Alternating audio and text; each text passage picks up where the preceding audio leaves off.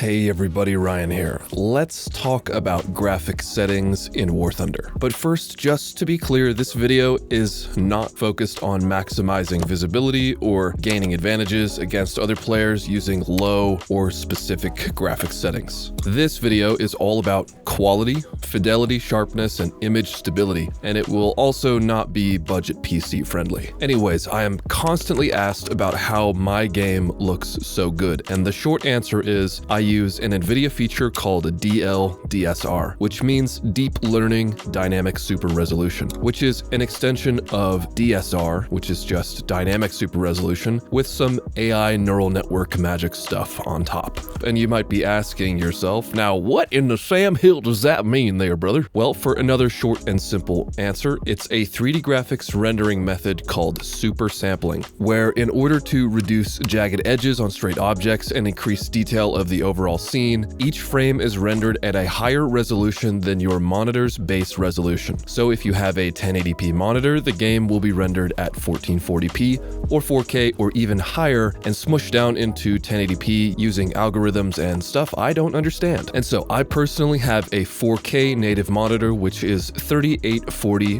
by 2160 pixels, and use DLDSR to render War Thunder at 5120 by 2880 pixels. This means that my super sampled 4K image is created from an image with 78% more pixel information than regular 4K, which leads to the drastic increase in overall scene detail in my videos, which can even be seen in my live streams at 1440p. And make sure to tune in, by the way, because I'm spading every tank in War Thunder live on this YouTube channel 5 days a week. Also, for those now wondering about SSAA, which is an option within War Thunder for anti-aliasing, it's less efficient than DLDSR and probably DSR as well, and I don't use it. It's just another method of rendering at a higher resolution than your native resolution. And if that's the best solution for you, go get it, girl. Quick disclaimer so you don't get too excited if this doesn't work for you for these specific reasons. You must run the game in exclusive full screen with DLDSR or set your resolution in Windows on the desktop to the DLDSR resolution to use borderless full screen, both of which have trade-offs and potential issues for your own unique needs and hardware configurations. Still give exclusive full screen with DLDSR a try first though, but please remember that I am not your personal customer support agent. Now, you don't have to have a 4K monitor or a RTX 4090 or 5090 or even an NVIDIA card to benefit from super sampling. So let's get into a few things such as how to enable DLDSR or DSR for non-RTX card owners and apply the resolution in War Thunder. And I'll also mention the AMD alternative, and then finally I'll go over the rest of my graphics settings in-game and PostFX settings as well. So make sure to subscribe and like the video or whatever if any of this helps you. To enable DLDSR and DSR, we open the NVIDIA control panel, which you can do by right-clicking on the desktop or by right-clicking on the NVIDIA tray icon and opening the NVIDIA control panel. You go to Manage 3D Settings, and in the Global Settings tab, you look for DSR Factors. Expand the selection box, and for DLDSR, if your native resolution is under 4K, depending on your GPU, you should try enabling both 1.78 times DL and 2.25 times, and test the performance of the 2.25 times first to see if you can run that one. And if not, just do the 1.78 times. 2.25 times DL is definitely too much at 4K native for my 4080 Super, for example, so I use 1.78 times DL. And for DSR, just scroll down a bit to the legacy scaling section and enable one of these, which can go up to 4 times your native resolution, which for me would be 8K. So yeah, the resolution scaling factor that works best for you is going to depend on your entire system specs and your native resolution. So pay attention to the scaled resolution here in the parentheses and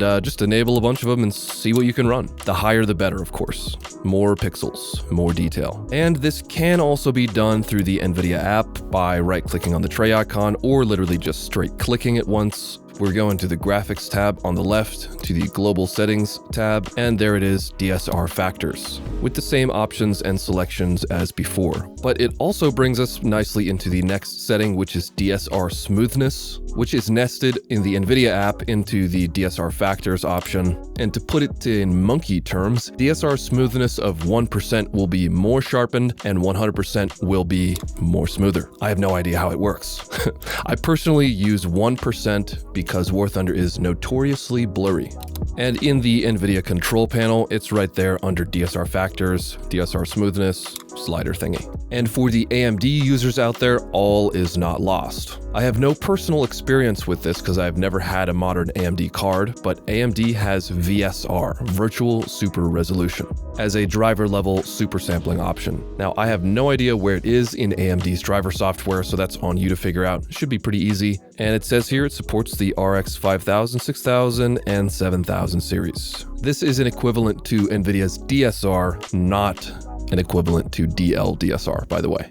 And so this moves us nicely on to the next step for any of the three super sampling methods, applying the resolution to War Thunder itself. And to do this, you have to open the War Thunder launcher. If you're on Steam, the easiest way is just to right-click on War Thunder, go to Manage, and select Browse Local Files. Now you can scroll down a bit or just type in launch and you'll find it, and just open launcher.exe. Now, if you think the file explorer is scary, the cleanest way to open the launcher is to right-click on War Thunder in the library, go to Properties, and here you will find the launch options, and change this to Ask When Starting Game. Close that window and click play on War Thunder. You will then be greeted with this pop-up window where you will select Launch Manual Game Update and hit play again. This is how you get to the launcher through the Steam UI. Now, when you open the launcher, no matter which way you get to it, it will check your game files for updates and might download something. So after that's done, at the top center of the launcher window, there is the resolution selection box. And at the bottom of the list will be your super sampling resolution. So select whichever one you've decided on or whichever one you're testing, and make sure to enable exclusive full screen. Or as I mentioned earlier, if you really don't want to run exclusive full screen, you can try setting your display resolution in Windows to the DSR resolution, and then selecting full window in the launcher. Although I do still highly recommend to try native resolution in Windows and DSR exclusive full screen in the game first. Now next, just launch the game through the launcher with the resolution selected to make sure it applies correctly. You never know with Gaijin. And it might take a long time to open occasionally, just let it cook. And also, as a quick troubleshooting step, sometimes, like if your PC goes to sleep and you wake it up again, the resolution will be really weirdly stretched. Just Alt-Tab and go back in and everything should be okay. And yes, the screen will go black a lot more often using DLDSR, but the crisp graphics is so worth it in my opinion. The detail. And there you go. Now you're super sampling in War Thunder. And the last little thing for Steam users, if you don't want to see that launch options box and you just want to click play and have the game open, just go into the launch options window, select play War Thunder, and check always use this option.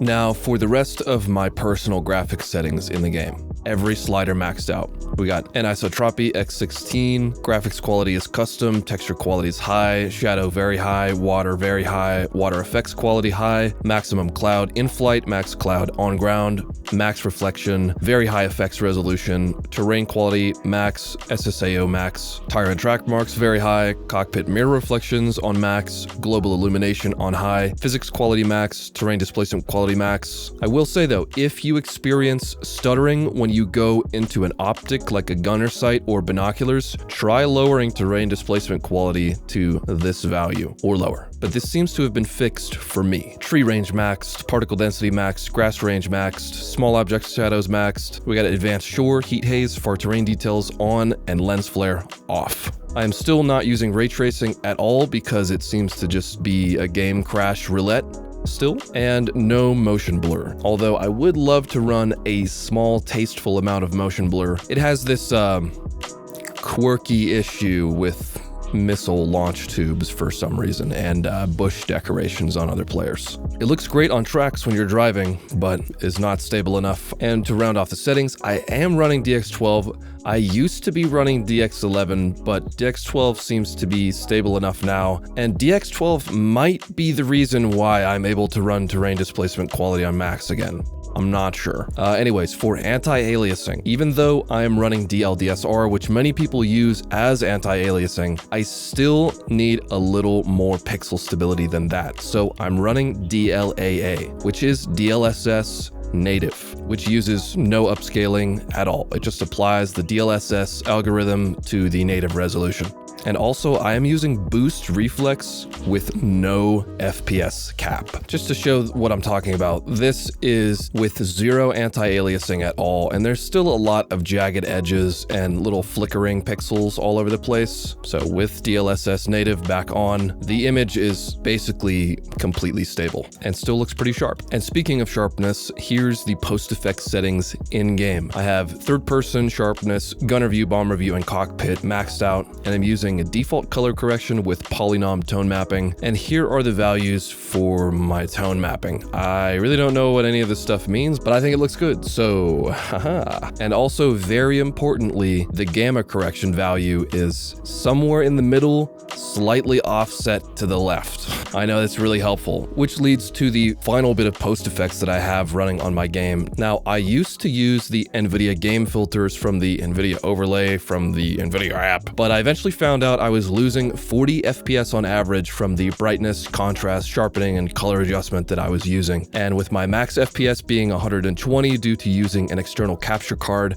and averaging 110 FPS at 5K anyways, I just couldn't cope with that. So I found another way, which is using the in-game PostFX I just showed and some NVIDIA control panel adjustments. So in the control panel, we go to adjust desktop color settings. I have plus 2% on brightness, plus 10% on contrast, and plus 2% to digital vibrance. I don't know if you can do this on AMD, hope you can, but that's what I'm running. And as you might have seen earlier, I am using the full Ultra HQ client with the Ultra textures and models for ground and aircraft. And also I've been asked many times about how I get my text so small or why my UI looks different, and it is because of DLDSR. The game engine just has a really hard time rendering the UI at the correct scale at 5K because it's just not made for that. It's designed to handle 4K. I gotta say, I love how the UI looks like this. So yeah, there's my video about graphic settings in War Thunder and how to get the best